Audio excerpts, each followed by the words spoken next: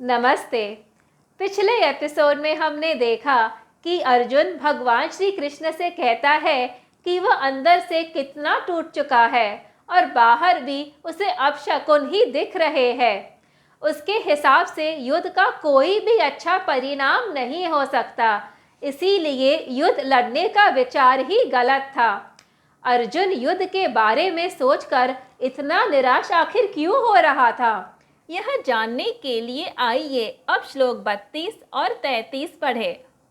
न कांक्षे विजयं कृष्ण न च राज्यं सुखानि च किं नो राज्येन गोविंद किं भोगैर्जीवितेन वा येषामर्थे कांक्षितं नो राज्यं भोगा सुखानि च त इमेव स्थिता युद्धे प्राणान् त्यक्त्वा धनानि च।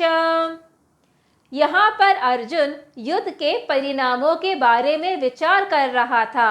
वह सोच रहा था कि यदि वह युद्ध लड़े और जीत भी जाए तो उसे केवल राज्य और उसकी सुख सुविधाएं ही मिलेंगी। इसीलिए वह भगवान श्री कृष्ण से कह रहा था कि उसे ना ही विजय चाहिए, ना ही राज्य और ना ही कोई ऐशो आराम। वह भगवान को समझाने की कोशिश कर रहा था कि कितनी भी धन संपत्ति क्यों न मिल जाए, पर अपनों के बिना वो सब व्यर्थ ही होगा। जिन लोगों के साथ वह जीत की खुशी मनाना चाहता था, राज्य की सुख सुविधाएं बांटना चाहता था, वे ही लोग सब कुछ त्याग करके अपनी जान देने को तैयार खड़े थे। अपने ही लोगों को मौत के घाट उतारकर वो चैन की नींद कैसे सो पाएगा। इसीलिए उसे राज्य और उसका वैभव दोनों ही नहीं चाहिए थे, अपने ही लोगों को मारकर तो बिल्कुल भी नहीं।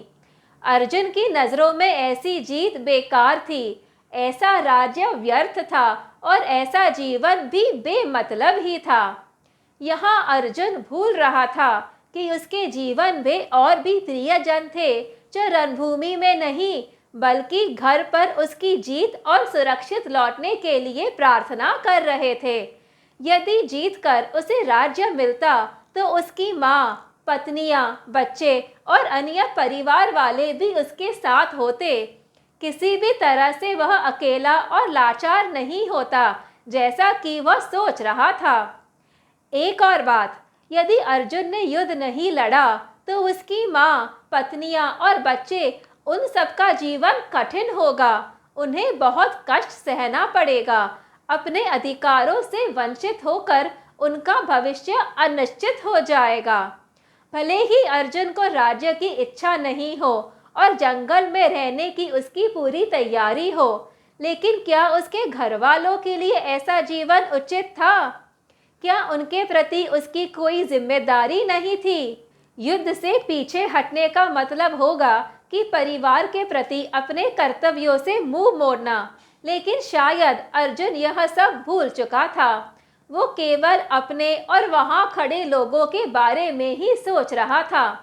आश्चर्य की बात तो यह है कि अर्जुन ऐसे बात कर रहा था कि उसे बस अभी अभी पता चला है कि अपने ही लोगों के साथ उसे युद्ध लड़ना है। वैसे तो अर्जुन के लिए ये कोई नई बात तो थी नहीं।